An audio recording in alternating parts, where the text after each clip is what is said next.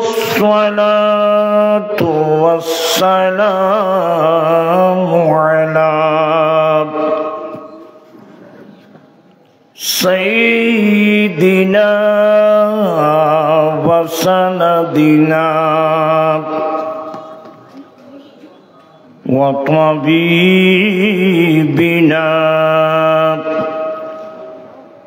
وطبيب قلوبنا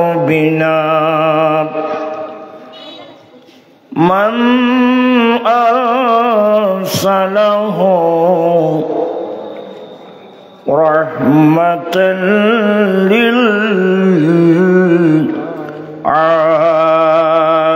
للعالمين وعلى آله وأصحابه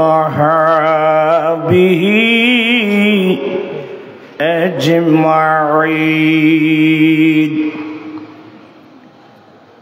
أما بعد فقد قال الله تعالى في شان حبيبه آمرا ومخبرا إن الله وملائكته يصلون على النبي يا أيها الذين آمنوا صلوا عليه وسلموا تسليما اللهم صل على سيدنا مولانا محمد وعلى آل سيدنا مولانا محمد صلاة يا رسول الله عليكم سلام يا حبيب الله عليكم شفيع مطاع نبي كريم بسيم جسيم نسيم وسيم صلاة يا رسول الله عليكم سلام يا حبيب الله عليكم أعوذ بالله من الشيطان الرجيم بسم الله الرحمن الرحيم والضحى والليل إذا سجى ما ودعك ربك وما قلى وللآخرة خير لك من الأولى ولسوف يعطيك ربك فترضى صدق الله مولانا العظيم وصدق رسوله النبي الحبيب الكريم ونحن على ذلك لمن الشاهدين والشاكرين والحمد لله رب العالمين ربي صل وسلم وبارك عليه উপস্থিত চন্দনাইশ থানার অন্তর্গত উত্তর বরখল কমলার বাড়ি ফজর আলী তালুকদার স্মৃতি সংসদ কর্তৃক আয়োজিত নুরানি ইমানি মাহফিলের সভাপতি মৌলানা মোহাম্মদ আবুল বশর আল কাদেরী, খতিব ফজর আলী তালুকদার জামি মসজিদ বরকল চন্দনেশ, প্রধান বক্তা হিসেবে তশরিফ আনবেন মুজাহিদ মিল্লাত কারি মৌলানা মোহাম্মদ ফেরদৌসুল আলম খান আল কাদেরী,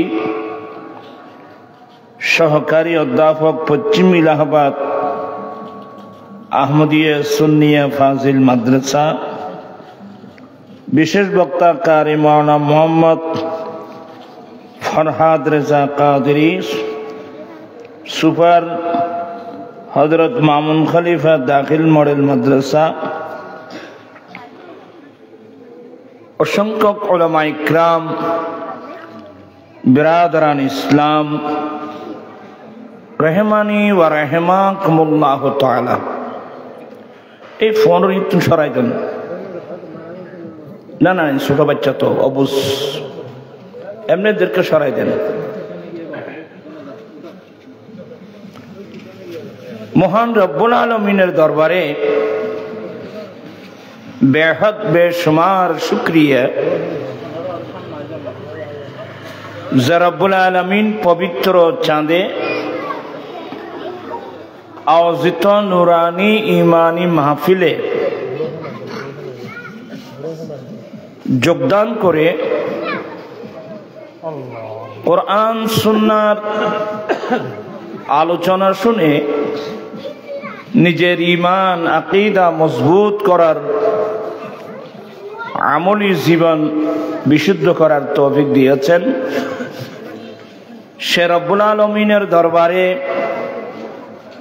লাখ কোটি শুকরিয়া আদায় করছি। সবাই উচ্চস্বরে বলুন আলহামদুলিল্লাহ। আপনাদের শুকরিয়া আদায় করছি যারা মাহফিলে আসছেন, আসার পথে আছেন। বিশেষ করে কমলার বাড়ি ফজর আলী তালুকদার স্মৃতি সংঘের প্রত্যেক সদস্য, যাদের কষ্ট মেহনতের মাধ্যমে মাহফিল, আমি প্রত্যেকের শুকরিয়া আদায় করছি। উলামা ইকরামদের শুকরিয়া আদায় করছি। রব্বুল আলামিন আমাদের আশা বসা সাহেবে দাওয়াতের ইন্তজামকে কবুল করুক। সবাই বলুন আমিন। আসলে এখানে দেখলাম ছেলেরা একটা বিষয় দিয়েছেন, সূরাতুদ দুহার তাফসীর। এই মাঠে মাঠে মানুষ কোন তাফসীর এগুলো কোনো বুঝবেও না। তারপরে ছেলেরা দিয়েছে বরকতান সূরাতুদ দুহার প্রাথমিক কয়েকটা আয়াতে কারিমা তেলাওয়াত করলাম। মহান রব্বুল আলামিন যদি তৌফিক দান করেন, অল্প সময়ে অল্প কথা বলে আমি আমার বক্তব্য শেষ করব। তবে আমরা বড় ভাগ্যবান, যদিও বা গুনাহগার, আমার দয়াল নবীর উম্মত হওয়ার সৌভাগ্যে মহান রব্বুল আলামিনের কারাম, আল্লাহর কালাম কোরআন মজিদ, যে কোরআন মজিদ আল্লাহ লৌহে মাহফুজের মধ্যে আল্লাহ হেফাজত করেছেন, এগুলো 7 আসমানের উপরে। আমরা তো জমিনের মানুষ, আল্লাহর কালামের কি গুরুত্ব বুঝবো? আল্লাহর কালামের গুরুত্ব গুলো জমানার অনেক বড় বড় আল্লাহর ওলি হতে হবে, যারা আল্লাহর কালামের গুরুত্ব বুঝে। আল্লাহ নিজে কোরআন শরীফে বলছেন যে এই কোরআন শরীফটা যদি আমি ওই পাহাড়ের উপর নাযিল করতাম, পৃথিবীর সবচেয়ে বড় কঠিন হলো যে পাহাড়গুলো আল্লাহ কোরআনে বলছেন ওয়াল জিবালা আওতাদা, এই জমিনের হুক হুক বুঝো না, ফেরাক বুঝো না, এই জমিনটা পানির উপর, সম্পূর্ণ পানির উপর। আমরা তো জানি না আমরা কোথায় থাকি। পৃথিবীর বৈজ্ঞানিকরা গবেষণা করে বলছেন পৃথিবীর 3 ভাগ জল, 1 ভাগ স্থল। এই ছোট্ট আমরা স্থলভাগে থাকি, 3 ভাগ জল। কিন্তু আমাদের জমিনের নিচে এখানে পানি, শুধু পানি না, নিচে পানি আছে, ডিজেল আছে, অকটেন আছে, কেরোসিন আছে, গ্যাস, যেখানে গ্যাস আছে ওখানে কি আছে? এগুলো তো আজকে মিষ্টি মিষ্টি পানি আমরা পান করছি, এগুলো নিচ থেকে উঠতেছে। এই জমিনটা কিসের উপর? যখন ভূমিকম্প শুরু হয় তখন আমরা বুঝতে পারি যে আসলে তো আমরা কিসের উপর বাঁচতেছি।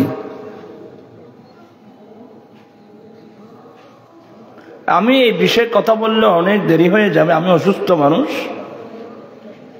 আপনারা সবাই মোহাব্বত করেন, এই জন্য আসলাম ওয়াদা রক্ষার জন্যে। ইনশাল্লাহ আমার পরক্ষণে আজিজ গ্রামে মৌলানা কারি ফেরদৌসুল আলম আল কাদেরী আসবে। এরা তো ইয়ং যুবক আছে, দীর্ঘক্ষণ কথা বলবে। তা আমি যে জিনিসটা আপনাদেরকে বোঝাতে চাচ্ছি, আল্লাহ নিজে বলছেন যে এই কোরআনটা যদি আমি পাহাড়ের উপর নাযিল করতাম, এই জমিনকে করে রাখছেন যে কিসে? পাহাড়ে, পাহাড়ের ছাপের মধ্যে আছে। এজন্য পাহাড় সংরক্ষণ করা প্রত্যেকের নৈতিক দায়িত্ব। আমরা যে ইদানিং পাহাড় যে আমরা কেটে ফেলতেছি, এটা কিন্তু আমাদের বড় বিপর্যয় নেমে আসবে। আর পাহাড় কয় হাজার কয় লক্ষ পাহাড় আছে, কত ধরনের পাহাড় আছে এগুলোকে আমরা জানি? মক্কা শরীফে গেলে বুঝা যায়, মস্কট গেলে বুঝা যায়, সৌদি আরবে গেলে কেমন কেমন মজবুত পাথরের পাথর। এই পাহাড়গুলো চাপা দিয়ে রাখছে এই জমিনকে। আমার আল্লাহ বলেন, এই কোরআন যদি আমি পাহাড়ের উপর নাযিল করতাম, পৃথিবীর শক্তিশালী মজবুত পাহাড়, এই পাহাড়ের উপর যদি আমি নাযিল করতাম, সমস্ত পাহাড়গুলো আল্লাহর ভয়ে টুকরো টুকরো হয়ে রেজা রেজা হয়ে বালির মতো উড়ে যেত। আল্লাহর ভয় আমাদের কাছে নাই, আল্লাহর ভয় কিন্তু পাহাড়ের মধ্যে আছে। আমার আল্লাহ বলেন, এই কোরআন যদি আমি 7 সমুদ্র 13 নদী সাগর মহাসাগরের মধ্যে আমি যদি কোরআন নাযিল করতাম, আমাদের দেশে একটা কথা আছে না, ফারে কিনা সমুদ্র কিনা যারে কদের সাগরে ব্যাকিং কি করি বেড়ায় জারি বেড়ায়, সে কোরআন শরীফ জারিবনি। আল্লাহ নিজেই বলছেন, এ কোরআন যদি আমি সাগরের মধ্যে নাযিল করতাম, সমস্ত সাগর মহাসাগরের পানিগুলো আল্লাহর ভয়ে জলীয় বাষ্প হয়ে বাতাসের সাথে উড়ে যেত। আল্লাহর এই কোরআন হজম করার ক্ষমতা পাহাড়ের মধ্যেও নেই, সাগরের পানির মধ্যেও নেই।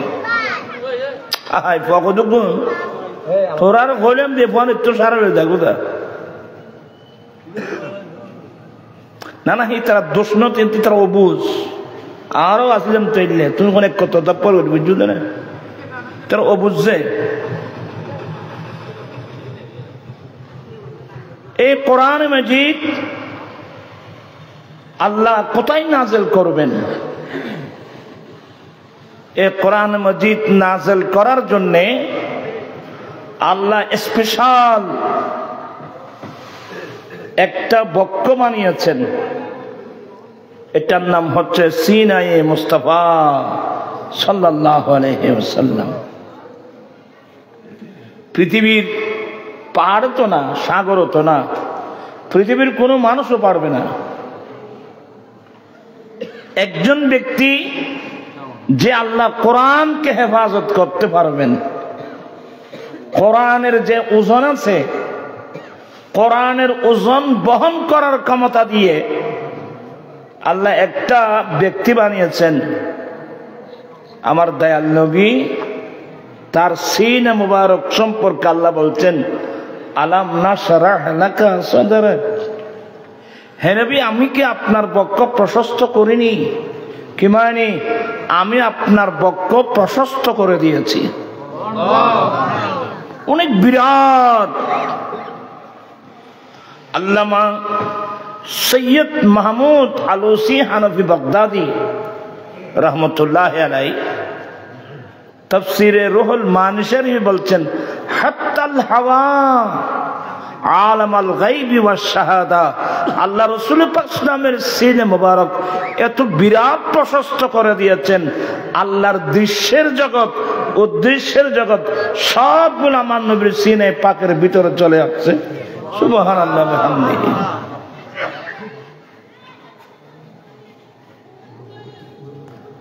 এরপরেও আমার নবীর উপর উম্মুল মুমিনিন মা আয়েশা সিদ্দিকা রাদিয়াল্লাহু তাআলা আনহার হাদিস, কঠিন শীতের মৌসুমে, এমন শীতের মৌসুম, ঠান্ডার মৌসুম, যে কনকনে শীতের মধ্যে, কনকনে শীত বলতে যে শীতের মধ্যে মানুষের হাড় থেকে মানুষের মাংসগুলো জুদা হয়ে যায়, এমন কঠিন শীতের মৌসুমে আমার নবীর উপর আল্লাহর পক্ষ থেকে কয়েকটি আয়াত, কয়েকটি সূরা আমার নবীর উপর যখন নাযিল হতো, লা ইয়াতাফাসসাদু আরাকা, আমার নবীর মাথা মুবারক থেকে পা পর্যন্ত গোটা শরীর পসিনা পসিনা হয়ে যেত। কঠিন শীতের মৌসুমে আল্লাহ নিজে বলছেন, ইন্না সানুলকি আলাইকা কওলান সাকিলা, আমি অবশ্যই আপনার উপর এমন কওল, এমন কালাম আমি নাযিল করব যেটা অত্যন্ত ভারী। প্রাণপ্রিয় আহলে সুন্নাত ওয়াল জামাতের মতাদর্শী ভাইরা, আমার নবীর সিনে পাকের মধ্যে 30 পারা কোরআন মজিদের ওজন আমার নবী নিয়ে ফেলার কারণে কিয়ামত পর্যন্ত মানুষের জন্য 30 পারা কোরআন হেফজ করা একেবারে সহজ হয়ে গেছে।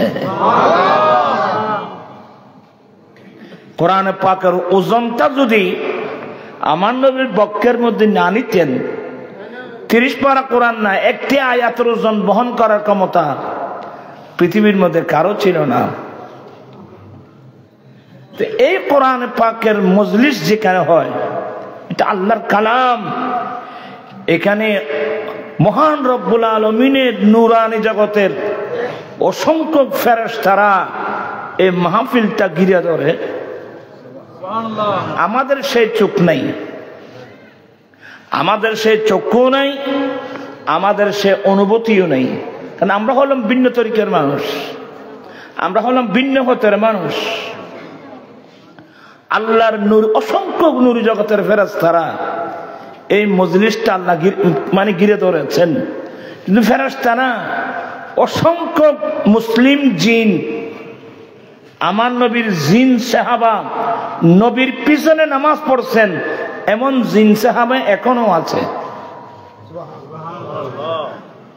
এ সমস্ত মজলিসে মাহফিলে ওরাও আসে। তা এই মজলিস, এই মাহফিলের গুরুত্ব কতটুকু এটা তো আমরা বুঝি না। ইবনে মাজাহ শরীফের হাদিস, আমার দয়াল নবীর হুজরাত শরীফ হলো মসজিদে নববী শরীফের সাথে অ্যাটাচ, মসজিদ নবীর পূর্ব পাশে। আমার নবী হুজরাত শরীফ থেকে বের হলে বাইরে কদম দিলে এই কদমটা পড়ে মসজিদে নববী শরীফে। কথা বলছেন? আমার নবী একদিন ওই হুজরাত শরীফ থেকে মসজিদে নববী শরীফে কদম রাখলেন। আমার নবী কদম রেখে দেখলেন যে মসজিদের এক পাশে একদল মানুষ নামাজ পড়তেছে, কেউ আল্লাহর কাছে মুনাজাত করতেছে, কেউ নামাজ পড়তেছে। আমার নবী বলেন, এরা তো অনেক ভালো কাজ করতেছে। সুবহানাল্লাহ। নামাজ পড়া ভালো কাজ না? নামাজ পড়া অনেক ভালো কাজ। এরা ভালো কাজ করতেছে, এরা নামাজ পড়তেছে। বাবু নড়া পিছারা বইব না, ওরা ভালো কাজ করতেছে, কেউ নামাজ পড়তেছে, কেউ আল্লাহর কাছে মুনাজাত করতেছে। আমার নবী মসজিদে নবী শরীফের আরেক পাশে দেখলেন একদল সাহাবা এইভাবে বৃত্ত আকারে বসে দ্বীনের তালিম নিচ্ছেন। বাবু আঁটুগুলো ফেলে একটু ভালো করে বসো। তোমরা ছেলেরা দুজানোই বসো নামাজের মতো, আর মুরব্বীরা যেভাবে সুবিধা আপনারা সেভাবে বসবেন, আপনাদের জন্য পারমিশন আছে। ছেলেরা দুজানোই বসো। আমি একটা ক্লাস করবে অল্প সময়, আর বেশিক্ষণ কষ্ট দেব না। আজকাল মানুষ তো ওয়াজ শোনার বুঝার জন্য আসে না। তা আমি ক্লাসের মতো সামান্য কথা বলবো। এটা যেহেতু কোরআন সুন্নাহর মজলিস, লাগবে ভক্তি, আদব, মোহাব্বত, এগুলো লাগবে। আমার ভাইয়েরা, আমার দয়াল নবী দেখলেন যে আরেক দল মানুষ মসজিদে নবী শরীফের আরেক পাশে বৃত্ত আকারে বসে দ্বীনের কি নিচ্ছেন। কেউ দ্বীনের তালিম দিচ্ছে, আর অনেক সাহাবা দ্বীনের তালিম নিচ্ছেন। আমার নবী বলেন, এরাও তো ভালো কাজ করতেছে। এবার আমার নবী নিজেকে প্রশ্ন করেন, ওই পাশের মানুষ নামাজ পড়তেছে, আল্লাহর কাছে মুনাজাত করছেন, এরও ভালো কাজ করছে। এই পাশের মানুষ বৃত্ত আকারে বসে দ্বীনের তালিম নিচ্ছেন, এরাও ভালো কাজ করছে। এবার আমার নবী নিজেকে প্রশ্ন করেন, আমি নবী কোন পাশে বসবো? তখন আমার নবী একটি হাদিস বললেন, বয়স্তু মুআল্লিমা, আমি শিক্ষক হিসেবে প্রেরিত, বিদায় আমি ওই পাশে বসবো যে পাশে দ্বীনের তালিম চলছে। আল্লাহু আকবার। এই মজলিসের গুরুত্ব আমরা কোত্থেকে বুঝবো বাবু? আমরা হলাম দুনিয়াবাজ মানুষ, আমরা দুনিয়া নিয়ে ব্যস্ত, কোনো লাভ নাই। হ্যাঁ, আপনি হাজার হাজার কোটি টাকার মালিক, যে টাকার পিছনে সকাল থেকে গভীর রাত পর্যন্ত আপনি সব সময় দিচ্ছেন, ব্যয় করছেন, হাজার হাজার কোটি টাকার মালিক হবেন, বিল্ডিং 2-4-5টা করলেন, সুন্দর গাড়ি নিলেন, বেয়াদবি মাপ সুন্দর মেয়েকে বিয়েও করলেন, কিন্তু কয়দিন? যতক্ষণ আপনার দেহে আমার দেহে প্রাণ আছে ততক্ষণ। আজরাইল ইসলাম এসে যখন প্রাণটা নিয়ে যাবে, এবার আপনি বলুন আমার বিল্ডিংটা কোথায়, আমার জায়গাগুলো কোথায়, আমি কোথায়? এই জন্য মনীষীরা বলেন, ভাবিয়া করিও কাজ, করিয়া ভাবিও না। আপনি গৌসে পাকের জীবনী পড়েন, খাজা বাবার জীবনী পড়েন, গৌসুল আজম মেজবান্ডারের জীবনী পড়েন, ইমাম বুখারী মুসলিম এদের জীবনী, ইমাম আজম আবু হানিফার জীবনী পড়েন। এজন্য ইহদিনাস সিরাতাল মুস্তাকিম, আল্লাহ তুমি আমাদেরকে সোজা পথে চালাও। সিরাতাল্লাযীনা আন'আমতা আলাইহিম, ওই সমস্ত মানুষের রাস্তা দিয়ে আল্লাহ তুমি যাদেরকে নিয়ামত দান করেছো, তোমার নিয়ামত প্রাপ্ত বান্দাদের রাস্তা দিয়ে আল্লাহ তুমি আমাদেরকে ছাড়াও। আমি মুখে বললাম কি, এখান থেকে বের হওয়ার পরে আমি যাচ্ছি কোন রাস্তা দিয়ে? আমার জীবন মরণ সাজাবো মাদানী রঙে, আমার জীবন মরণ সাজাবো মাদানী রঙে, সেই রঙে রঙিন হলে আল্লাহ রাসূল থাকবি আমার সঙ্গে। আমার জীবন মরণ সাজাবো মাদানী রঙে, সালাতুন ইয়া রাসূলুল্লাহ আলাইকুম।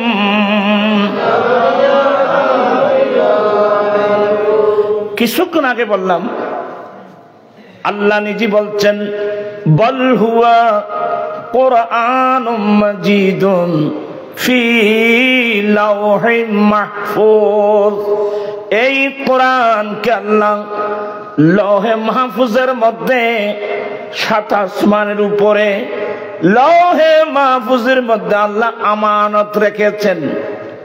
ওখান থেকে আল্লাহ কোরআনে পাকের বিভিন্ন আয়াতে বলছেন, ইন্না আনজালনাহু ফি লাইলাতিল কদরি, হে নবী নিশ্চয় আমি ওই কিতাব কদরের রাত্রে নাযিল করেছি। আমি কদরের রাত্রে নাযিল করেছি।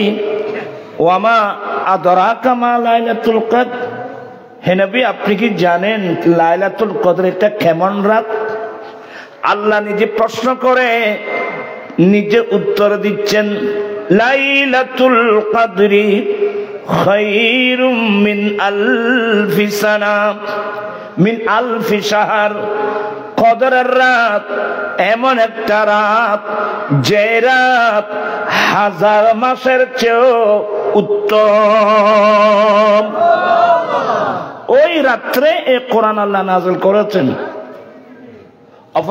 অপর আয়াতের মধ্যে আল্লাহ বলেন, ইন্না আনজালনাহু ফি লাইলাতিম মুবারাকা, হে নবী আমি এই কোরআনটা অত্যন্ত বরকতময় রজনীতে আমি নাযিল করেছি। তো যাই, এগুলো নিয়ে মুফাসসিরিন ইকরামের অনেক আলোচনা। আমি এগুলো বললে আপনারা সব পালিয়ে যাবেন, বলছি না।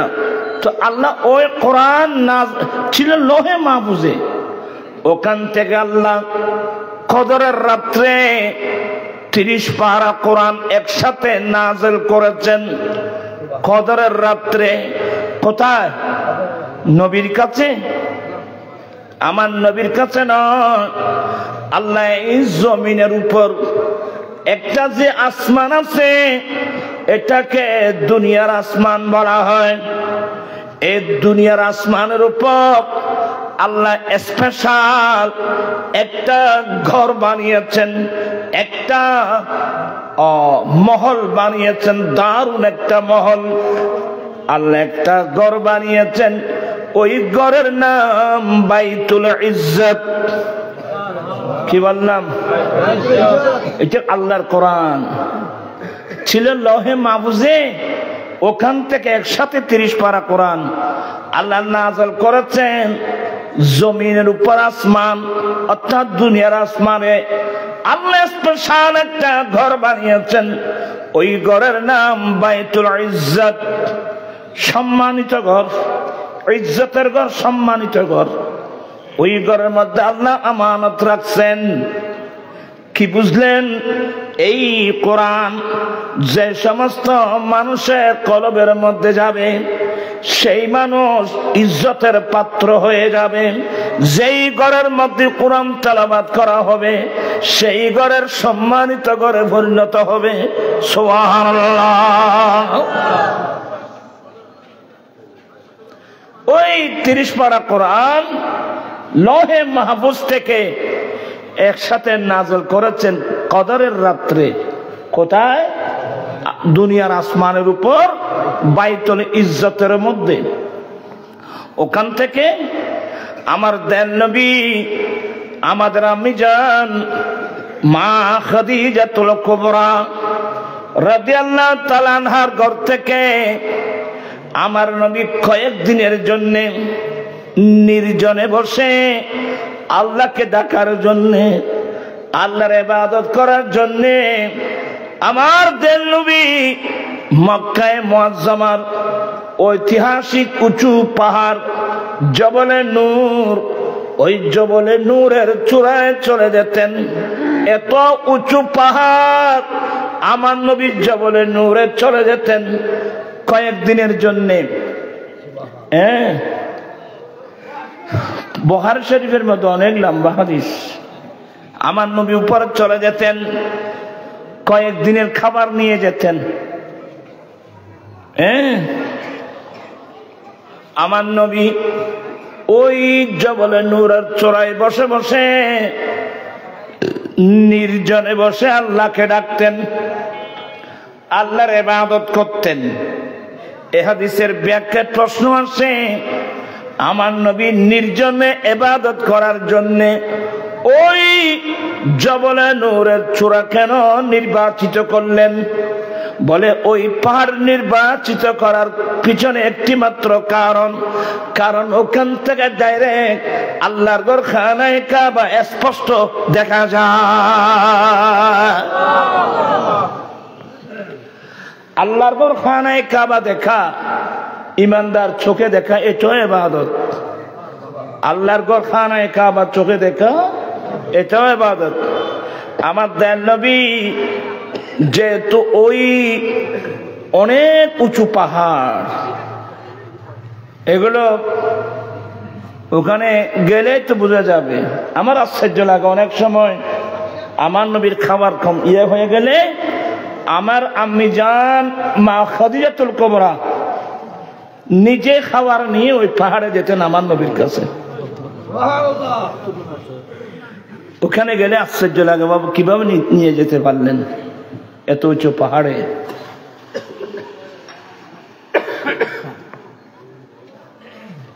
মস্কটের সালালার জমিনে আল্লাহর নবী আইয়ুব আলাইহিস সালামের মাজার শরীফ, ওনার স্ত্রী বিবি রহিমা যে গুহা থেকে পানি নিয়ে আইয়ুব আলাইহিস সালামের জন্য যেতেন, আমি সাহস করি নাই, ওখানে অনেক নামছি, আর যাইনি। এই যুগের মহিলারা যাবে? মাথা ঠিক আছে তোমার? যাই হোক, এগুলো অনেক কথা আসতেছে। আমার নবী ওই জবলের নূরের চূড়ায় বসে নির্জনে আল্লাহর ইবাদত করছিলেন। বাবা এগুলো নিয়ে যাও, নিয়ে যাও। আমার নবী এভাবে কয়েকবার খাবার শেষ হলে আবার আসতেন, আমার নবী আবার যেতেন।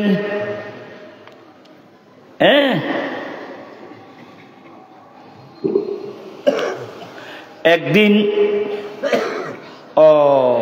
সর্বপ্রথম ওই সামায় দুনিয়া থেকে, দুনিয়ার আসমানের ওখান থেকে আল্লাহর নির্দেশে প্রথম জিবরিল আলাইহিস সালাম আমার নবীর কাছে 5টি আয়াত নিয়ে আমার নবীর দরবারে এসে গেল। ইকরা বিসমি রাব্বিকাল্লাযী খালাক, এখান থেকে 5টি আয়াত নাযিল হলো। জিবরিল এসে বলছেন যে ইকরা। আমার নবী বলেন মা আনা বেকারি, আমি তো পাঠক নই। এখানে অনেক মৌলবীরা হাদিসের তরজমা করে মা আনা বেকারিন, মানে নবী নাকি বলছে আমি তো পড়তে জানি না, আর আমরা তরজমা করি আমি পাঠক নই। তো ওরা বলে এরা নাকি বেদাতি, আমরা নাকি বেদাতি, আমরা নাকি ভুল তরজমা করি। এগুলো পাগল ছাগল মানুষ, কারণ এই তো হাদিস দেখে নাই। যারা মা আনা বেকারিন মানে আমি পড়তে জানি না, এ কথাটা আপনি যে তরজমা নিলেন, আপনি এখানে হাদিস আর কোথায় কোথায় আছে জানেন? অপর আরেকটা হাদিস মা আকরা, আমি কি পড়বো? তো এই হাদিসগুলো কোথায় নিবেন? আল্লামা জালালউদ্দিন সুয়ুতী রহমতুল্লাহ আলাইহি আল ইতকান ফি উলুমিল কোরআন, এখানে হাদিসগুলো না অনেক লম্বা আলোচনা, এগুলো কিন্তু আমার জীবন যে ইকরা, আমার নয় বলেন মা না বেকারিন, আমি তো কারি নই। আমার দেন নবী, আমি যখন এটা বললাম জিবরিল আমাকে নিজের বুকের মধ্যে জড়াই ধরলেন। জিবরিল, তাহলে বোঝা গেল জিবরিল মানুষের আকৃতি নিয়ে আসছিলেন। এখানে অনেক আলোচনা আছে বাবু। জিবরিল অনেক প্রায় মানুষের আকৃতি নিয়ে নবীর কাছে আসতেন। যার আকৃতি নিয়ে প্রায় সময় আমার নবীর কাছে আসতেন হযরতে সাইয়েদনা দাহিয়াতুল কালবি রাদিয়াল্লাহু তাআলা আনহুর আকৃতি নিয়ে আমার নবীর দরবারে আসতেন। আমার নবী চিনে না? তো জিবরিল মানুষের আকৃতি নিয়ে আসছেন, আমার নবী চিনবে না? কি আজকাল কত ধরনের মৌলবী দেখলাম, কিতাবের কোনো আগাও নাই গোড়াও নাই। এই যে হাদিসে জিবরিল, হুজুররা মেশকাতে ইন্নামাল আমালু বিন্নিয়াতের পরে যে হাদিসটা পড়েন, ফারুক আজম বলছেন যে একদিন আমরা নবীর মজলিসে বসে আছি, ইয তালা আলাইনা রাজুলুন শাদীদু বিয়াদিস সিয়াব ওয়া শাদীদু সাওয়াদিশ শা'r লা ইউরা আলাইহি আসারুস সাফার ওয়ালা ইয়ারিফুহু মিন্না আহাদ হাত্তা জালাসা ইলান নবী সাল্লাল্লাহু আলাইহি ওয়াসাল্লাম ফাসনাদা রুকবাতাইহি ইলা রুকবাতাই ওয়া ওয়াদা কাফাইহি ইলা ফাখযাই ফাকালা আখবিরনি ইয়া মুহাম্মাদু আনিল ইসলাম। ফারুক আজম বলছেন যে এ হাদিসটা হাদিসের হুকুম হাদিসে গরীব, কারণ নবী থেকে শুধুমাত্র ফারুক আজমে হাদিসটা শুনছেন। ফারুক আজম থেকে অন্যান্য সাহাবা একরামরা নিয়েছেন। ফারুক আজম বলেন, আমরা নবীর মজলিসে ছিলাম, হঠাৎ আমাদের মধ্য থেকে এমন একজন মানুষ আত্মপ্রকাশ করলেন। হঠাৎ কিন্তু এই লোকটা কোন দিক দিয়ে আসলো দেখিনি। হঠাৎ আমাদের মধ্য থেকে একজন মানুষ আত্মপ্রকাশ করলেন, যার পোশাকগুলো একেবারে সাদা দগদগে। যার পোশাকগুলো কি একেবারে সাদা দগদগে, হ্যাঁ, যার মাথার চুলগুলো একেবারে কালো, পোশাকগুলো একেবারে সাদা দগদগে, চুলদারিগুলো কি একেবারে কালো।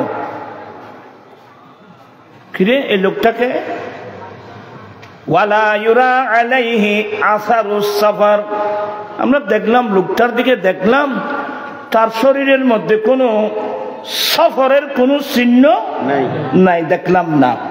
কিরে এই লোকটা কি মুসাফির? কারণ মুসাফির হলে তো তার শরীরে কিছু চিহ্ন থাকবে। এক নম্বর, পোশাকের মধ্যে ধুলিবালি থাকবে, চুলের মধ্যে ধুলিবালি থাকবে, মলিন হবে। একজন মানুষ অনেক দূর থেকে ভ্রমণ করে আসলে দেখলে চিনে যায় না। এই লোক বলে আমরা তো লা ইউরা আলাইহি আসারুস সফর, তার মধ্যে সফর ভ্রমণের কোনো চিহ্ন দেখলাম না। তাহলে চিন্তা করলাম নিজে উনি যদি মুসাফির না হন তাহলে তো স্থানীয় হবে, আর স্থানীয় হলে তো আমাদের মধ্য থেকে কেউ না কেউ তাকে চিনবে। কিন্তু ওয়ালা ইয়ারিফুহু মিন্না আহাদ, আমাদের মধ্য থেকে কে হয় তাকে চিনল না। ওই লোকটা সরাসরি আমার নবীর সামনে গিয়ে দুজান হয়ে বসে গেল। আমি আপনাদেরকে দুজান হয়ে বসার কথা বলছি যে, এগুলো তোমরা তো মনে করছো নুরি সাহেব বলতেছে।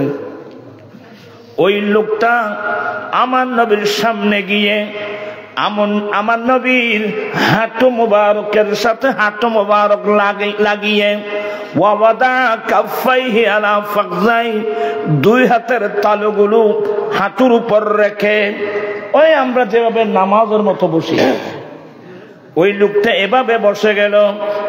আমরা কেউ চিনলাম না। আমার নবীর সামনে বসে সে একটা একটা প্রশ্ন করছেন, নবী গো আখবিরনি ইয়া মুহাম্মদ, হে আল্লাহর রাসূল আপনি আমাকে ইসলাম সম্পর্কে অবহিত করুন।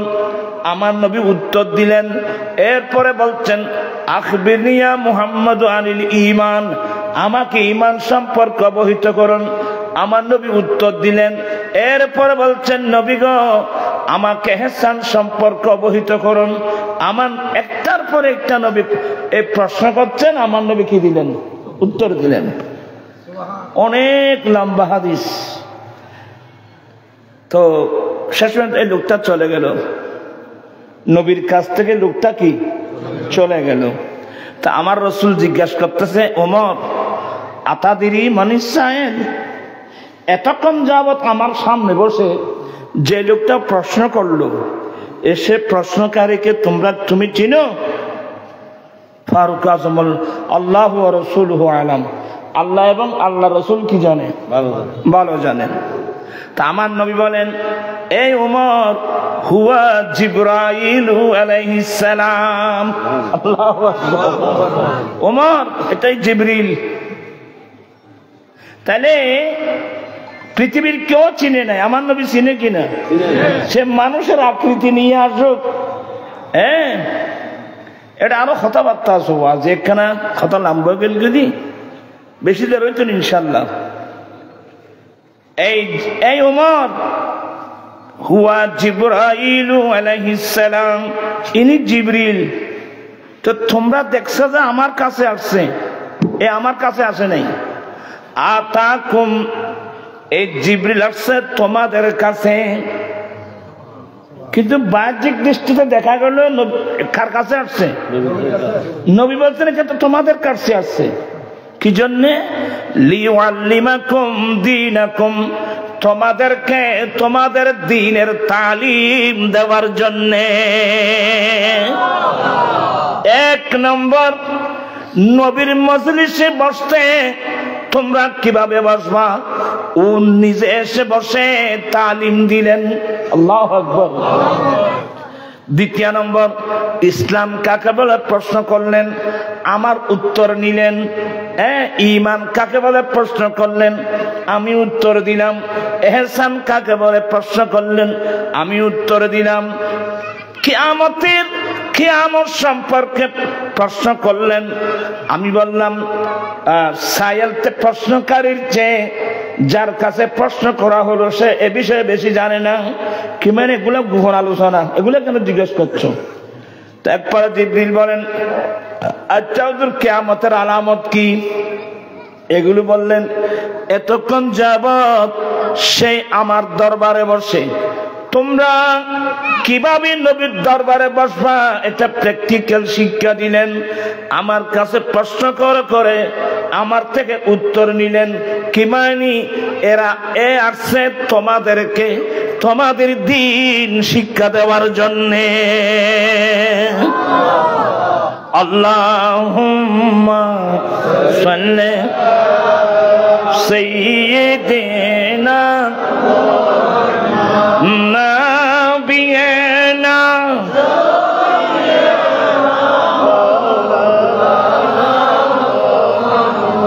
একটু দূরে গেলে কষ্ট হবে।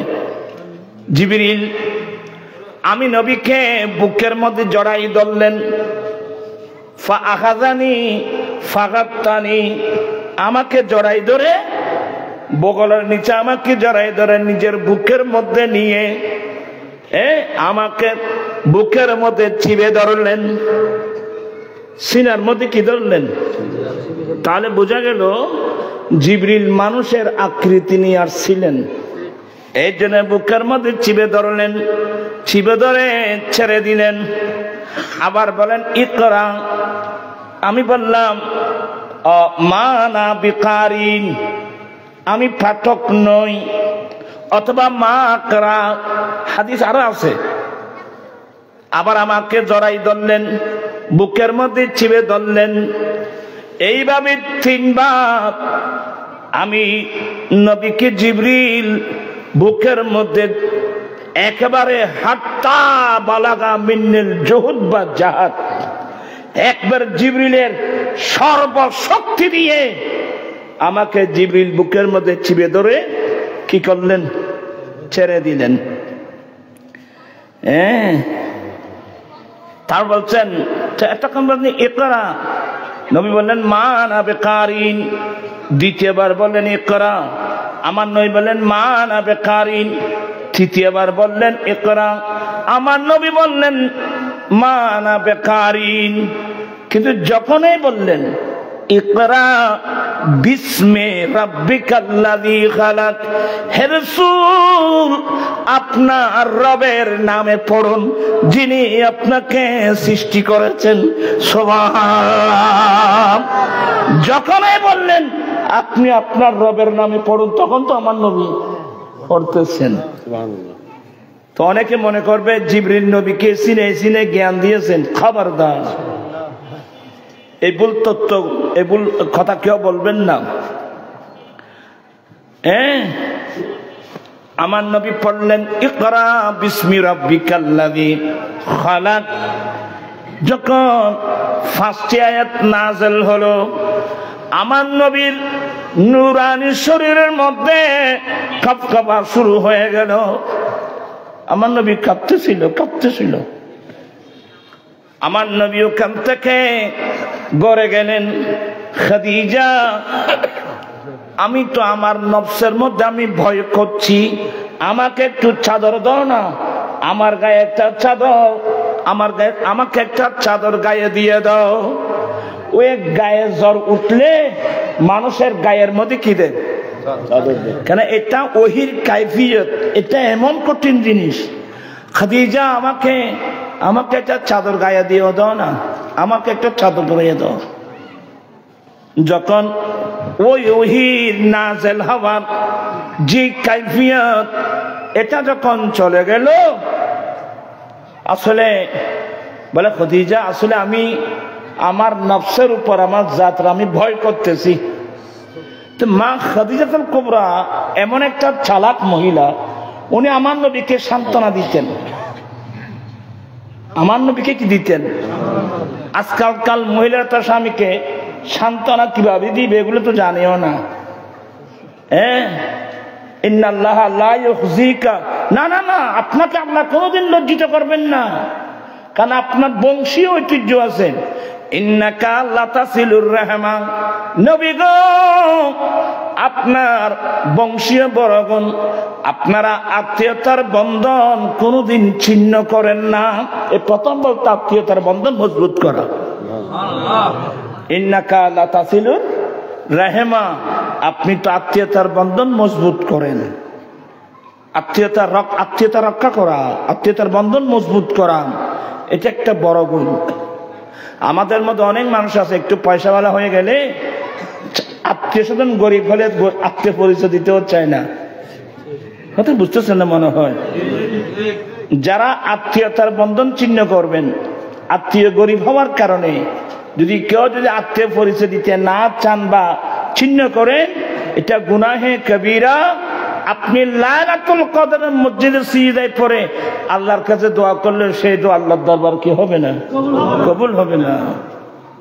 আত্মীয়তার বন্ধন রক্ষা করা অনেক বড় গুণ। এভাবে আরো অনেক গুণাবলীর কথা আছে। আমার নবীর উপর যখন ওহী নাযিল হলো, কয়টি আয়াত বললাম? 5টি আয়াত। আল্লাহ আমার নবীর উপর এর সর্বপ্রথম কিন্তু এটা জিবরিলের মাধ্যমে আমার নবীর উপর ওহী আসছেন, কিন্তু এর আগে যে নবীর কাছে ওহী আসে না এমন না। নবীর কাছে প্র্যাকটিক্যাল জিবরিল ইসলামের মাধ্যমে ওহী আসার আগে প্রায় 6 মাস পর্যন্ত আউয়ালু মা বুদিয়া বিহি রাসূলুল্লাহ সাল্লাল্লাহু আলাইহি ওয়াসাল্লাম আর-রুয়া সাদিকা। উম্মুল মুমিনিন মা আয়েশা বলছেন, নবীর কাছে আল্লাহর পক্ষ থেকে ওহী আসতেন স্বপ্নে। এবার তো জিবরিল আসছেন, কিন্তু জিবরিল ওহী নিয়ে নবীর কাছে আসার প্রায় আগে প্রায় 5-6 মাস পর্যন্ত নবীর কাছে ওহী আসতো কিসের মাধ্যমে? ভালো ভালো স্বপ্নের মাধ্যমে। আউয়ালু মা বুদিয়া বিহি রাসূলুল্লাহ সাল্লাল্লাহু আলাইহি ওয়াসাল্লাম আর-রুয়া সাদিকা, ভালো ভালো স্বপ্ন। আর আমার রাসূল বলছেন, এই রাসূল পাক সাল্লাল্লাহু আলাইহি ওয়াসাল্লাম রাতের বেলায় বা স্বপ্নের মধ্যে যে ভালো ভালো স্বপ্ন দেখতেন, এটা মিসলু ফালাকি সুবহে, তার অর্থগুলো একেবারে সকালের মতো স্পষ্ট অর্থগুলো রাসূল পাক ইসলামের বুঝে এসে যেত। সুবহানাল্লাহ। এই স্বপ্নের অর্থগুলো আমার রাসূল একেবারে দিন দুপুরের মতো বা সকালের ইয়ের মতো আমার বুঝে যেতেন। আপনারা কথা বলতেছেন? এই জন্য একটা মনে রাখবেন, নবীর কাছে প্রথম ওহী আসতেন কিভাবে? ভালো স্বপ্নে। এই জন্য একটা মসলা মনে রাখবেন, কিয়ামত পর্যন্ত অনেক ইমানদার নারী পুরুষ অনেক ভালো ভালো স্বপ্ন দেখবে। আমার নবী বলছেন, ইমানদারের স্বপ্ন নবুয়তের 40 ভাগের 1 ভাগ।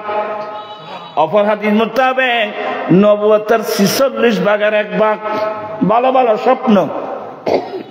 আমরাও দেখবো তো ভালো ভালো স্বপ্ন। আর যদি কেউ খারাপ স্বপ্ন দেখেন, একটা দোয়া শিখে নেন। যখন আপনি জাগ্রত হবেন, কিরে আমি তো একটা মারাত্মক স্বপ্ন দেখলাম, তখন মুহূর্তের মধ্যে একটা দোয়া পড়বেন, আল্লাহুম্মা। মানুষ কি ভান্না করে বাইবেল, আল্লাহুম্মা ইন্নী আউযু বিকা মিন শাররি মা রাআইতু। তার মানে আল্লাহ, আমি যে খারাপ স্বপ্নটা দেখলাম এটা থেকে আমি তোমার কাছে কি চাচ্ছি? ক্ষমা চাচ্ছি। এই দোয়াটা পড়ার সাথে সাথে বাম দিকে পড়ে 3 বার তো থো থো থো, কয়বার? 3 বার তো নিক্ষেপ করবেন। ওই খারাপ আসরের চিহ্ন কেটে যাবে। এগুলো শিখেন না, এটা সাবধান বললাম বললাম মারাতে গেলে ইন লাপাং কি ইন শিখো না। আমার নবীর কাছে প্রথম ওহী আসতো কিসে? স্বপ্নের মাধ্যমে। নবীদের স্বপ্ন শরীয়তের দলিল, আর আমাদের স্বপ্ন আমরা বাবা স্বপ্ন দেখবই, কিন্তু অন্য কোনো মানুষের স্বপ্ন শরীয়তের কিনা দলিল না। অনেকে স্বপ্ন দেখছে বলে হই মাজার বাঁধার যা পাইব তারা কদন আছে তো খবরদারি সব শরীয়তের দলিল না। ওই নবীরা যে স্বপ্ন দেখবে এগুলো কি শরীয়তের কি দলিল? খিরে ভাইবে খরদার তোমার আর লইলি তো আই লড়ি দিব। বলতে চাচ্ছিলাম ইব্রাহিম আলাইহিস সালাম বলছেন ইন্নী আরা ফিল মানাম, এ আমার প্রিয় বৎস আমি স্বপ্নে দেখলাম আমি তোমাকে জবাই করে দিচ্ছি। ইব্রাহিম আলাইহিস সালাম স্বপ্নে দেখছেন যে উনি ওনার ছেলেকে কি করতেছেন? এ আমার প্রিয় ছেলে আমি স্বপ্নে দেখলাম তোমাকে জবাই করতেছি। তো ইসমাইল আলাইহিস সালাম বয়সের ছোট হলেও উনি জানতেন যে ইব্রাহিম আলাইহিস সালাম আল্লাহর নবী, ওনার স্বপ্ন এটা আল্লাহর ওহী। তো উনি বললেন ইয়া আবাতি ফাআল মা তুমার সাতাজিদুনি ইনশাআল্লাহ, আব্বা আপনাকে যেভাবে নির্দেশ দেওয়া হয়েছে সেইভাবে আপনি আমাকে জবাই করুন, ইনশাআল্লাহ আমাকে আপনি ধৈর্যশীল মানুষের মধ্যে পাবেন, কি মানে আমি কোনো আপত্তি করব না। बाप का बेटा सिपाही का घोड़ा কষ্ট না না। আমি এসে গেছি, কিন্তু আপনাদের বুঝতে পারতেছেন না আমি এসে গেছি। আমার ভাইয়েরা, আমার নবীর উপর যখন প্রথম ওহী নাযিল হলো আল্লাহ হঠাৎ করে আমার নবীর উপর থেকে ওহী বন্ধ করে দিলেন। ওইছে না মাতে আল্লাহ নবীর কাছে ওহী পাঠিয়ে কি করে দিলেন? তোরা না বুঝতে নাকি হল না? এই ওহী আইলি এটার পরে আল্লাহ আমার নবীর উপর ওহী পাঠানো কি করে দিলেন? বন্ধ করে দিলেন। এখানে অনেক লম্বা আলোচনা, এতে কিন কথা না এটা করতে জন্য বসে তুই হলে বলে না খন খন আমার ভাইয়েরা। এরপরে দেখা গেল অনেক মানুষ নবীর কাছে বিভিন্ন প্রশ্ন করত। ওরা কথা বলি বুঝছেন না, আমার নবীর কাছে অনেকে অনেক প্রশ্ন করত। নবী গো কিয়ামত কখন হবে?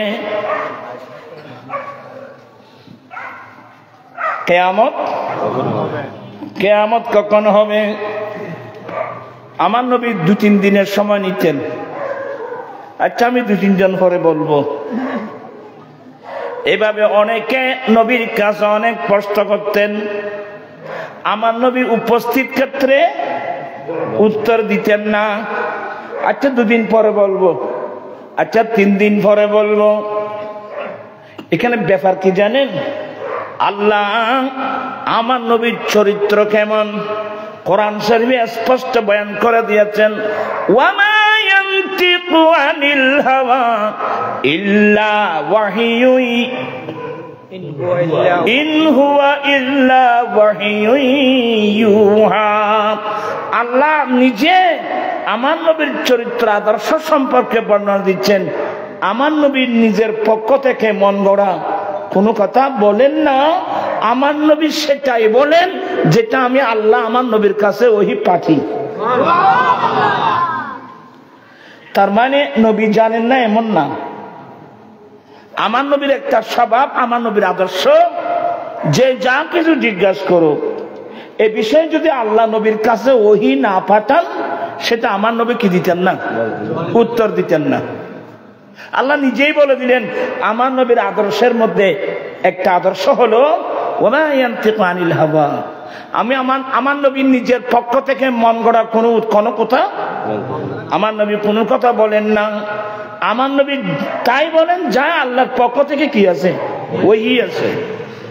তো এই জন্যে আমার নবী যখন এক একজন এক এক প্রশ্ন করত, আমার নবী কালকে বলবো বা পরশু বলবো, এবার বলতেন। কারণ নবীর আল্লাহর পক্ষ থেকে এই বিষয়ে ওহী আসলে আমার নবী এটা কি দিতেন, উত্তর দিতেন।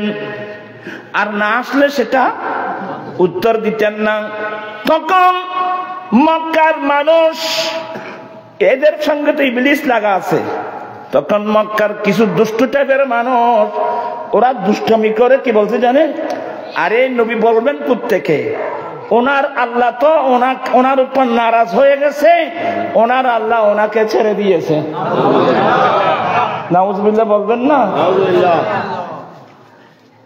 বলে আসলে ওনার কাছে ওহী আসতেছে না তো, আল্লাহ ওনার উপর নারাজ হয়ে গেছে, আল্লাহ ওনার উপর অসন্তুষ্ট হয়ে গেছে, ওনার আল্লাহ ওনাকে ছেড়ে দিয়েছে। আবু লাহাবের স্ত্রী আছে না,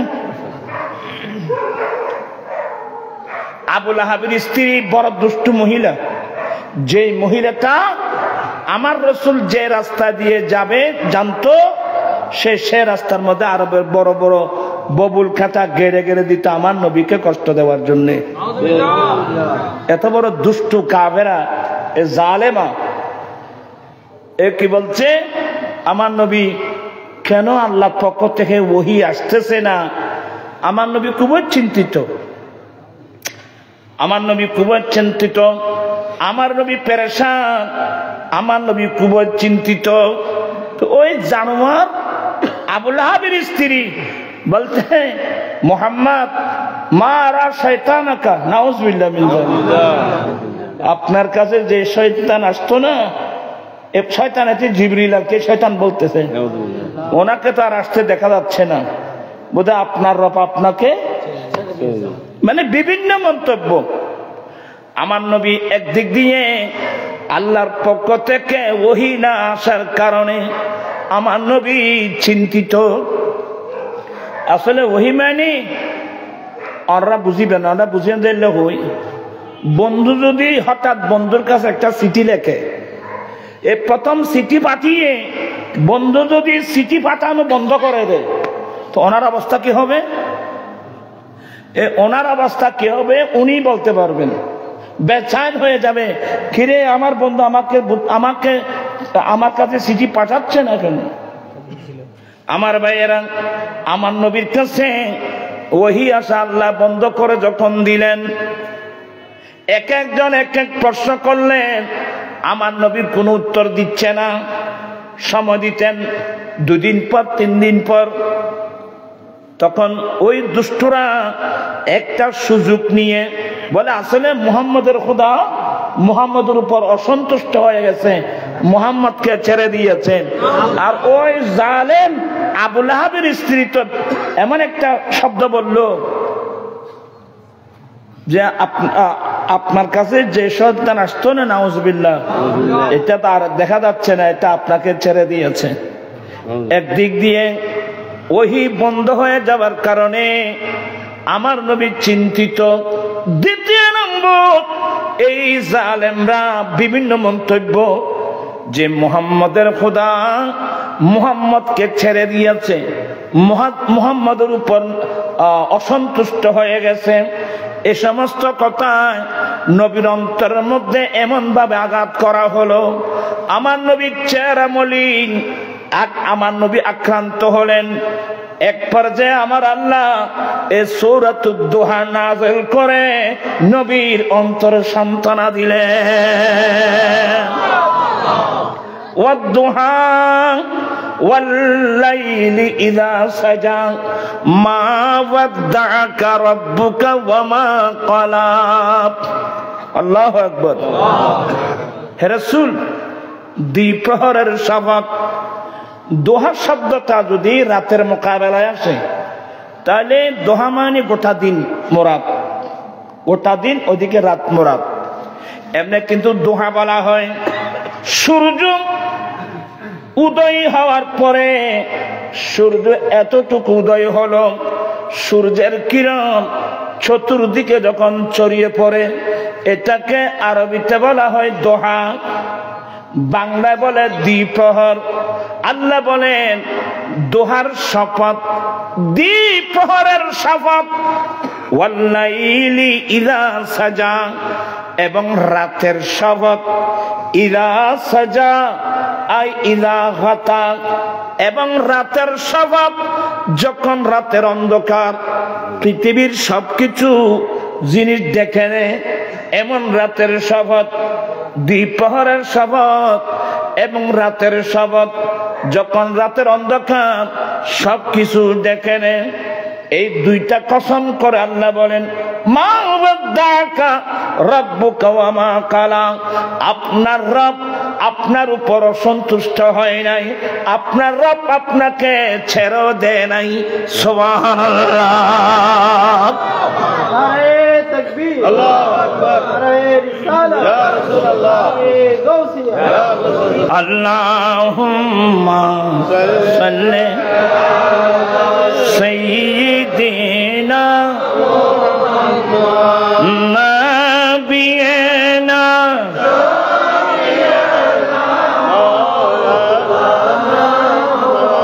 বাম জঙ্গলাত বাক হরিণে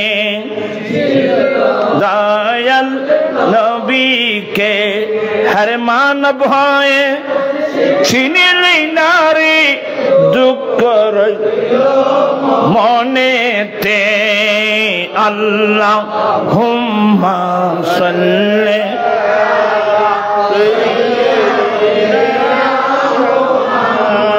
নাবিয়িনা।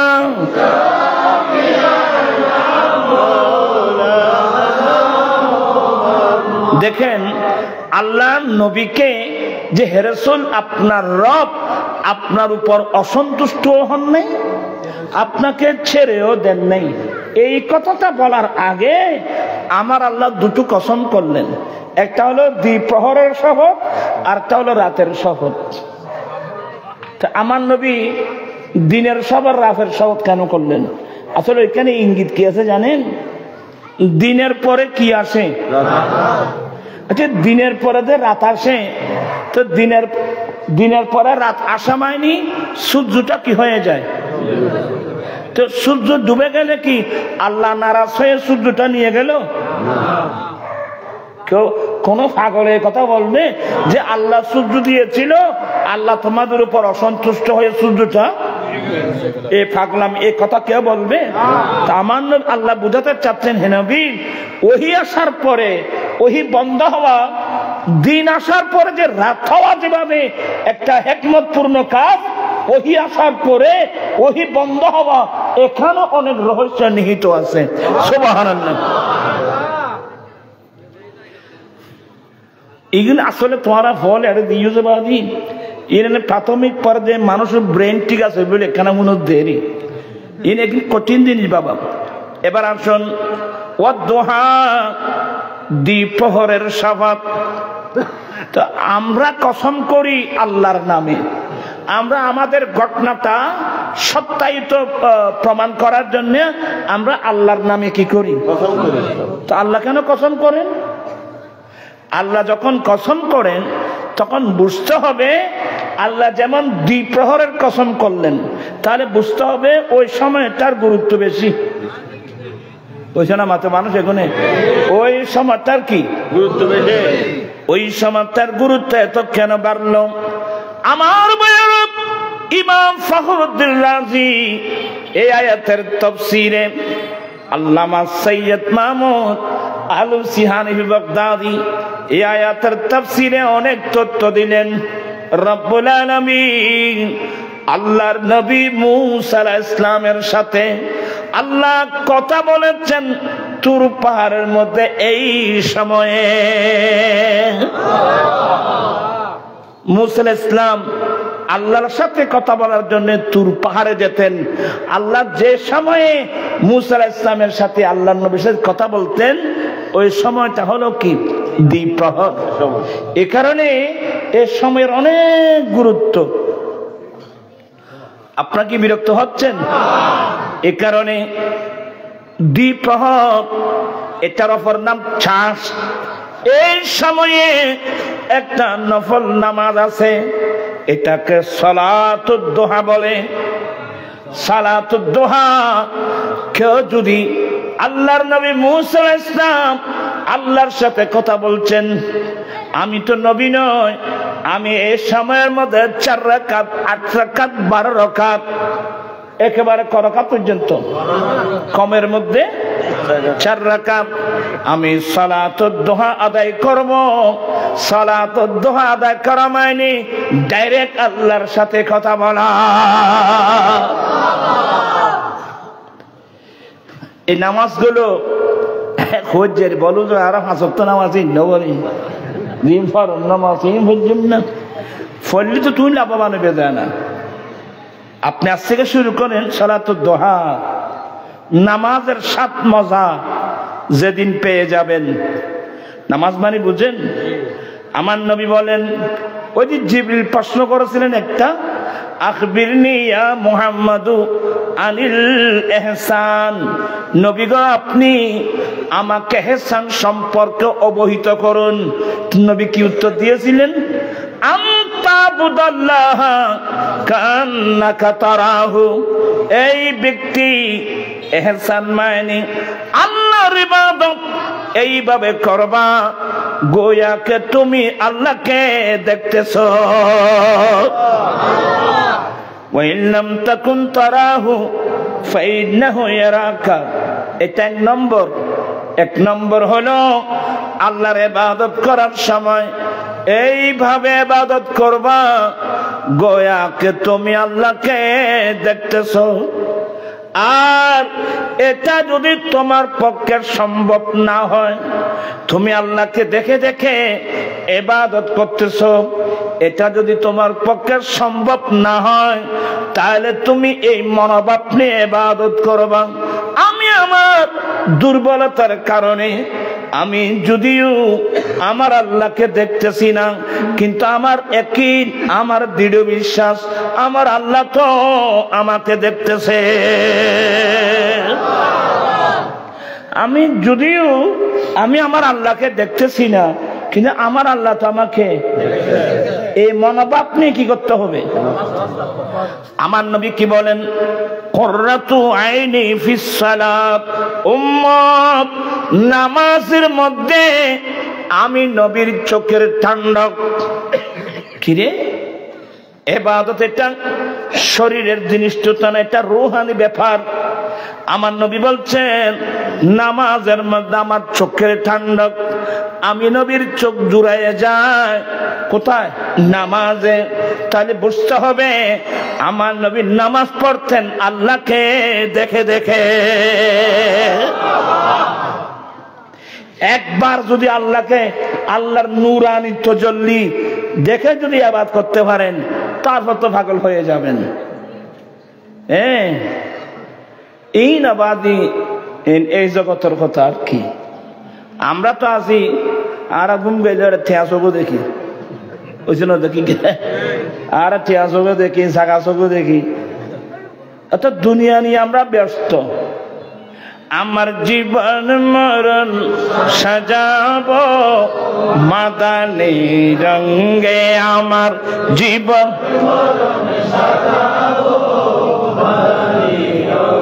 সেই রঙে রঙিন হলে আল্লাহ রাসূল থাকবে আমার সঙ্গে। আমার জীবন মরণ সাজাবো মাদানী রঙে। বিরক্ত হচ্ছেন? এবার আরেকটা তাফসীর শোনাবো। ওয়াদ-দুহা, দ্বিপ্রহরের শপথ। এখানে দ্বিপ্রহরের শপথ মানে আল্লাহ আমার নবীর চেহারায় পাকের কসম করলেন।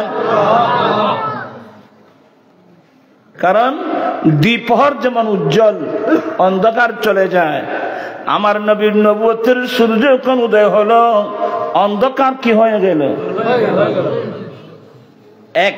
দ্বিতীয় নম্বর, আলা হযরত এগুলো তরজমা করেছেন। হে কালামে ইলাহি মে শামসুল দুহা, আইন হইতেন চাইলেন তোর হে কালা মে ইলাহি মে শামস तेरे चेहराई नूर फजा की कसम कसम शब तारों में राज ये ता कसम शब तारों में राज ये ता के हबीब की जुल्फ दूता की कसम है कला में इलाही में शम्स वद्दुहा दीप प्रहर मैंने चेहरे मुस्तफा तो এটা যদি দোহা মানে চেহারে মুস্তাফা ওয়াল্লাইলি ইযা সাজা রাতের কসম যখন রাতের অন্ধকার পৃথিবীর সব কিছু ঢেকে নেয় তখন সেটার তাফসীর কি বলে সেটার তাফসীর হলো আমার নবীর চেহারায় পাকের দুই পাশে আমার নবীর দাড়ি মোবারক জুলফ মোবারক চুল মোবারক এগুলো একেবারে কালো কালো লোম এটাকে রাতের সাথে তসবিহ দেওয়া হয়েছে সুবহানাল্লাহ দোহা মানে চেহারায় মুস্তাফা আর রাত মানে আমার নবীর জুলফ মোবারক বুঝু তাই না কেন কেন আলা হযরত উত্তর জুমাতে कसमे शबता रमेरा আল্লাহ রাতের কসম করার মধ্যে রহস্য কি কে হাবিব কি जुल्फे दूता की कसम है काना मैं इलाही में বিরক্ত হচ্ছেন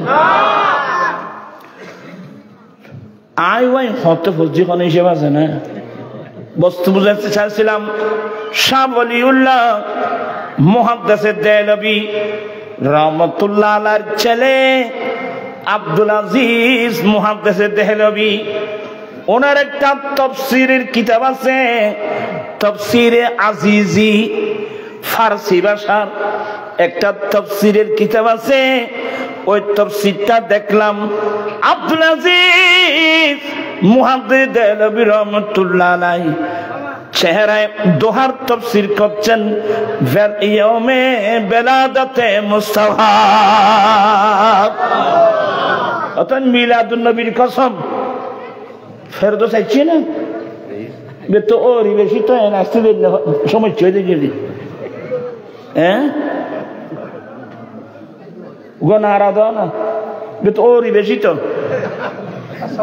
नारे तकबीर नारे रिसाला नारे गौसिया अहले सुन्नत वल जमात उलमाए अहले सुन्नत तो ये बात ठीक टाइम में শুনে মাশাআল্লাহ আয় এতন চিন্তা করে আমার ভাইরা বুঝতে চেয়েছিলাম একটু মনোযোগ তো আছে না আব্দুল আজিজ মুহাদ্দিস দেহলভী রাহমাতুল্লাহ আলাইহি তাফসীর করছেন ফতওয়ায়ে আজিজ সরি তাফসীর আজিজি শরীফের মধ্যে ফারসি ভাষা দোহা মানে ইয়াউমে ফেলাদাতে মুস্তাফা মিলাদ যেদিন আমার নবী দুনিয়ায় আসছেন ওই দিনের কসম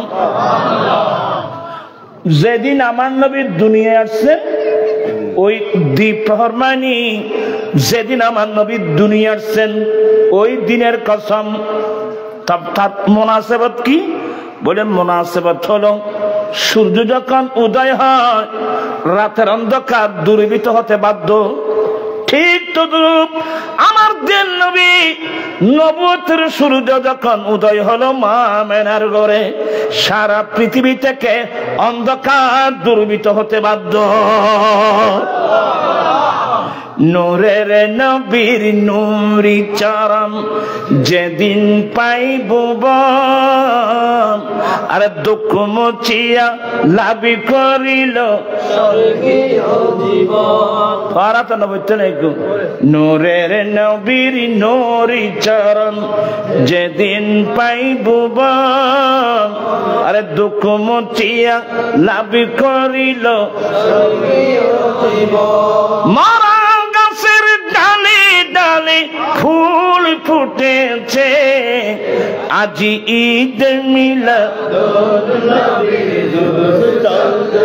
আল্লামা আব্দুল আজিজ মুহাদ্দিস দেহলভী তাফসীর আজিজ শরীফে দোহামানি বলছেন ইয়াউমে ফেলাদতে মুস্তাফা, যেদিন আমার দয়াল নবী দুনিয়ার বুকে তশরীফ এনেছেন।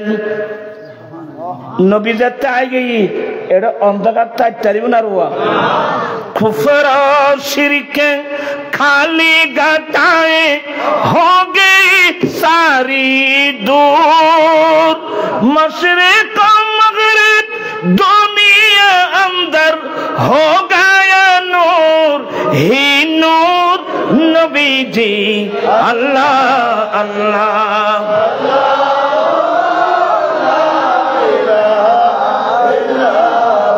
अल्लाह अल्लाह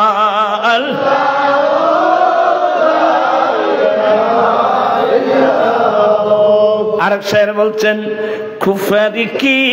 कुफर की पल में तारी खिया चट गई, जिस घड़ी नूर हक बेनकाब आ गया, मुस्तफा आ गए इनकलाब आ गया, कम करूं को भीतर ज़ेख़ता आ गया।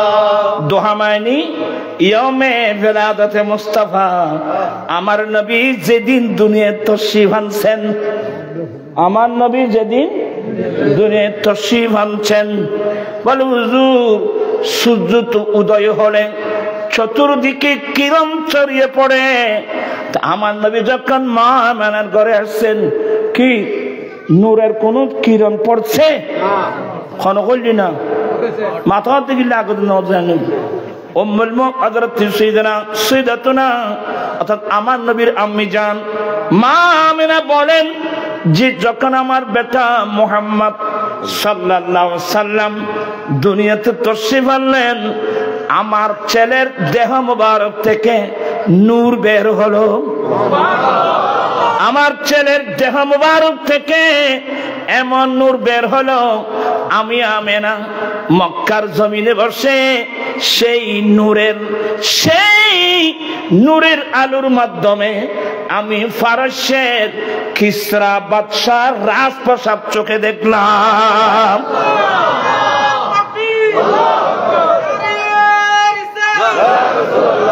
সূর্য উঠলে যেন সূর্য উদয় হলে সূর্যের কিরণ যেভাবে ছড়িয়ে পড়ে, মা আমেনা বলেন আমার বেটা মুহাম্মদ সাল্লাল্লাহু আলাইহি সাল্লাম যখন তশরীফ আনলেন, আমার বেটা দেহ মোবারক থেকে এমন আলো বের হলো, আমি আমেনা মক্কার জমিনে বসে সে আলোর মাধ্যমে আমি ফারসের কিসরা বাদশার রাজপ্রাসাদ চোখে দেখলাম। আমি সিরিয়ার রাজপ্রাসাদ চোখে দেখলাম। কোথায়? মক্কায় মুআজ্জামা, আর কোথায় সিরিয়া, কোথায় ইরান শহর। আমি কিসরা মানে ইরানের বাদশার উপাধি কিসরা। ইরানের বাদশার উপাধি কি? মানুষ কতজন মারা কতজন লয়। ইরানের বাদশার উপাধি হয় কি? রোমের বাদশার উপাধি হয় কাইসার, হাবশের বাদশার উপাধি হয় নাজ্জাশী, হিন্দুস্তানের বাদশার উপাধি হয় বাদশাহ। কিচ্ছু না জানেন বাচ্চা দেশের খন্দাসর বাদশার খন উপাধি মাত্রাই নকরতে পারো, খালি দর ঘরের বাদ দেশের দিনে বলতে চাচ্ছিলাম। মা আমারা বলেন আমি ফারসের কিসরা বাদশার রাজপ্রাসাদ দেখেছি। ওই বাদশার নাম হলো খসরু পারভেজ। উনি নওশিরামান বাদশার নাতি। তখন ইরানের রাজপ্রাসাদে আমার নবী যেদিন আসছেন, মা আমেনা বলেন আমার বেটার দেহ মুবারক থেকে এমন আলো বের হলো, আমি আমেনা মক্কায় বসে ওই আলোর মাধ্যমে কিসরা বাদশার রাজপ্রাসাদ চোখে দেখলাম, এক হাদিস। দ্বিতীয় হাদিস আমি দেখলাম কিসরা বাদশার রাজপ্রাসাদ থেকে 14টা পাথর, অপর হাদিস মোতাবেক 14টা গম্বুজ ভেঙে ভেঙে জমিনে পড়তে আমি আমার চোখে দেখলাম। এ হাদিসের ব্যাখ্যায় মুহাদ্দিসিন ইকরাম বললেন, এখন তো ইরানের রাজপ্রাসাদে খসরু পারভেজ এখন থেকে 14 জন বাদশা অতিবাহিত হওয়ার পরে সেই কিসরা বাদশার রাজপ্রাসাদের উপর ইসলামের পতাকা উড্ডীন হবে। আমি কয়টা হাদিস বলবো, এগুলো আল্লামা জালালউদ্দিন সুয়ুতী রাহমাতুল্লাহ খাসাইসুল কুবরা শরীফে নকল করছেন, শেখ মুহাক্কিক দেহলভী মাদারের জন্য নবুয়তে আনছেন। আমি কতগুলো হাদিস শরীফ বলবো। তো দোহা মানে ইয়াউমে বেলাদাতে মুস্তাফা, দোহা মানে যখন সূর্য উদয় হয় তখন সূর্যের কিরণ যাবে ছড়িয়ে পড়ে, ঠিক তেমনি ভাবে আমার দয়াল নবীর নবুয়তের সূর্য যখন উদয় হলো, আমার নবীর নূরের আলোগুলো পৃথিবীর কোথায় কোথায় গেল। মা আমেনা বলেন, আমার বেটার শরীর থেকে একটা আলো গেল দুনিয়ার পশ্চিমের দিকে, একটা গেল পূর্ব দিকে। ওয়ারাইতু সালাসাতা আলামিন, আমি আমেনা আমার বেটার আলোর মাধ্যমে দুনিয়ার পশ্চিম প্রান্ত থেকে পূর্ব প্রান্ত পর্যন্ত 3টি পতাকা দেখলাম। আলামুন ফিল মাশরিকে ওয়া আলামুন ফিল মাগরিব, একটা পতাকা দুনিয়ার পূর্ব প্রান্তে, আরেকটা পতাকা দুনিয়ার পশ্চিম প্রান্তে। ওয়া আলামুন আলা যাহরিল কাবা, আরেকটা পতাকা হলো আল্লাহর ঘর খানায়ে কাবার ছাদের উপর। বস সিদ্ধ ভাইটানা আসন করি তেচ্ছানা ভাইব, এটা একটা আটলান্টিক মহাসাগর। দোহার এক তাফসীর হলো আমার নবী ইয়াউমে বেলাদাতে মুস্তাফা, আমার নবী যেদিন মা আমেনার গর্ভ থেকে দুনিয়া আসলেন ওই দিনের কসম।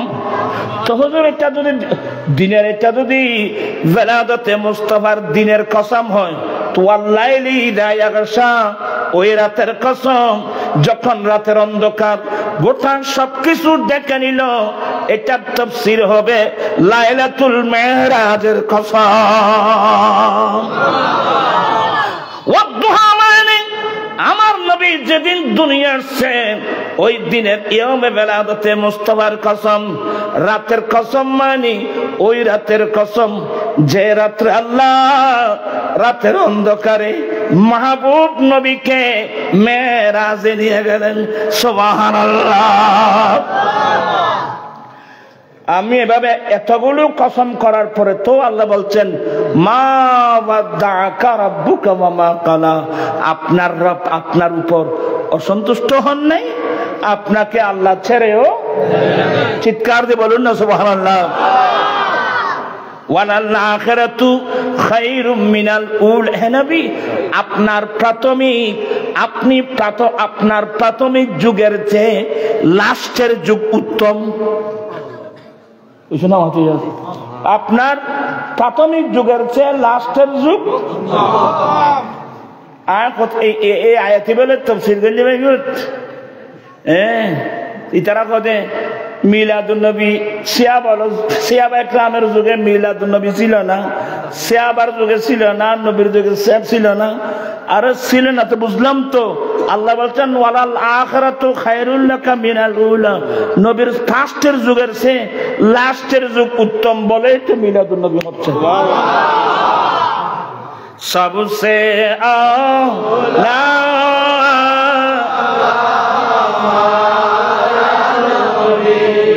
सबसे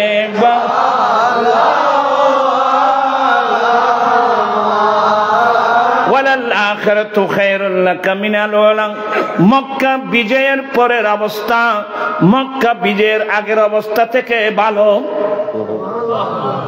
এভাবে আমার নবী প্রাথমিক যুগের চেয়ে লাস্টের যুগ আর লাস্টের যুগ ভালো। প্রাথমিক যুগে নবীর গুণগান করনেওয়ালা এতগুলো মানুষ ছিল, এখন দিন দিন বাড়তেছে না, দিন দিন সামনে আরো তো নবীর আখেরে নবীর লাস্টের যুগগুলো উত্তম তোর মানুষই না মাথা দেয় লাস্টের যুগ কি তফসির লাস্টের একটা তফসির বলবো আমার নবীর প্রাথমিক যুগের চেয়ে আখিরাতের যুগ উত্তম মানে এই দুনিয়ার চেয়ে কিয়ামতের পরে আমার নবীর কিয়ামতের পরে আমার নবীর জীবন উত্তম দুনিয়ার চেয়ে আখিরাত উত্তম দুনিয়ার চেয়ে আখিরাত উত্তম আমার নবী বলেন আনা সাইয়্যিদু উলদে আদম আমি কিয়ামতের মাঠে সমস্ত আদম সন্তানের সরদার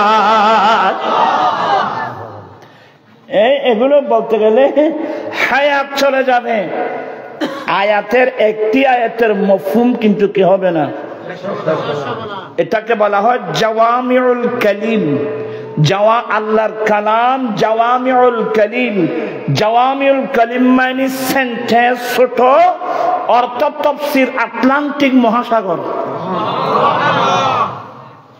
মাওলা আলী শের খুদা রাদিয়াল্লাহু তাআলা বলছেন যে আমি যদি বিসমিল্লাহির রহমানির রহিমের তাফসীর করি আমি আলী যদি কোন আলী আমার নবী বলেন আনা মদিনাতুল ইলমি ওয়া আলিয়ুম বাবুহা আমি নবী জ্ঞানের শহর এই শহরের দরওয়াজা আলী সেই আলী বলছেন আমি যদি বিসমিল্লাহির রহমানির রহিমের তাফসীর শুরু করি এ বিসমিল্লাহির রহমানির রহিমের তাফসীর লিখলে 70 উটের বোঝা হওয়ার পরেও বিসমিল্লাহির রহমানির রহিমের তাফসীর শেষ করা যাবে না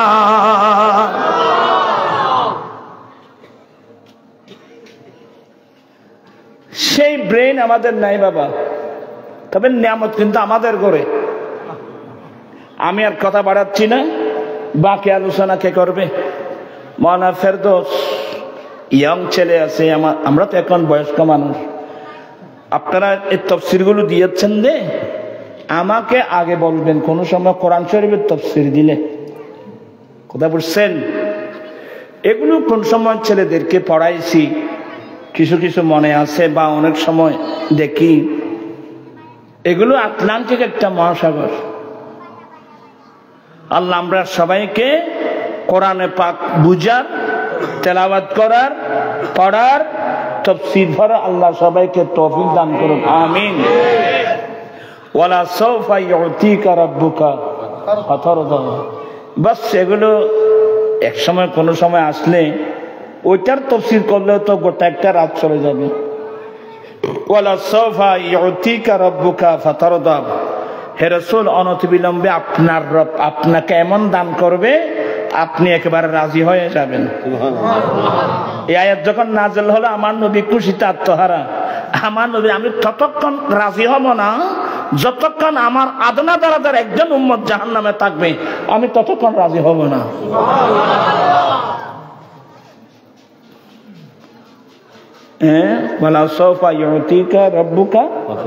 আপনার রব আপনাকে এমন দান করবে আল্লাহ তো দান বুঝিবা ইন্না আতাইনাকাল কাউসার হে নবী আমি নিশ্চয় আপনাকে কৌশর দান করে অনেক অনেক অনেক অনেক দান করছি আবার আল্লাহ বলছে এখানে শেষ না ওয়ালা সাওফা ইউতিকা রাব্বুকা আল্লাহ নবী আল্লাহ দিতে থাকবেন আর আমার রাসূল বন্টন করতে থাকবেন আল্লাহ আমরা সবাইকে সে দরবারে মুস্তাফা থেকে কিছু নিয়ামত পাওয়ার আল্লাহ আমরা সবাইকে সে তৌফিক দান করুক আমিন আল্লাহ পাক এই মাহফিলকে কবুল করুক যারা অনেক কষ্ট করেছেন আপনাদের প্রত্যেকের কলবে আল্লাহর কোরআনে পাকের ফয়ুজাত বরকত ঘরে এবং বাইরে নারী পুরুষের অন্তরের মধ্যে আল্লাহ জারি করে দিক আমিন একটা আয়াত পড়বেন রব্বি জিদনি ইলমা কুল রব্বি জিদনি ইলমা কুল রব্বি জিদনি ইলমা কুল রব্বি জিদনি এটা ইমাম বুখারী আনছেন আয়াতগুলো রব্বি জিদনি ইলমা আল্লাহ তুমি আমার ইলম বাড়িয়ে দাও আল্লাহ তুমি আমার ইলম বাড়িয়ে দাও আল্লাহ তুমি আমার ইলম আল্লাহুম্মা আগনিনা বিল ইলমি আল্লাহুম্মা আগনিনা বিল ইলমি ওয়া যায়্যিননা বিল হিলমি ওয়া আকরিমনা বিত তাকওয়া ওয়া জাম্মিলনা বিল আফিয়া বিহাক্কি লা ইলাহা ইল্লাল্লাহ মুহাম্মাদুর রাসূলুল্লাহ ওয়া আয়ানে আদানে মি দিহাজ করে নি আদি বহুত ঠান্ডা করাইতারা তোরা মরানো মারহাবা মারহাবা। এতক্ষণ পর্যন্ত আপনাদের সম্মুখে নূরানি ইমানি তাকরীর পেশ করেছেন আজকের মাহফিলের মেহমানে আলা আন্তর্জাতিক খ্যাতি সম্পন্ন মুফাসসিরে কোরআন, যৌতুক বিরোধী আন্দোলন বাংলাদেশের উপকার, পীরে তরিকত হযরতুল হাজ আল্লামা আবুল কাসেম নূরী সাহেব কিবলা মাদাদি হুলালি, আমি হুজুরকে মাহফিল আয়োজন কমিটির পক্ষ থেকে আন্তরিক ধন্যবাদ ও মোবারকবাদ জানাচ্ছি। প্রিয় উপস্থিতি, আপনারা কেউ উঠবেন না, আপনারা যদি সকালে বসুন। আমাদের মাহফিল উপস্থিত হয় আজকের মাহফিলের প্রধান বক্তা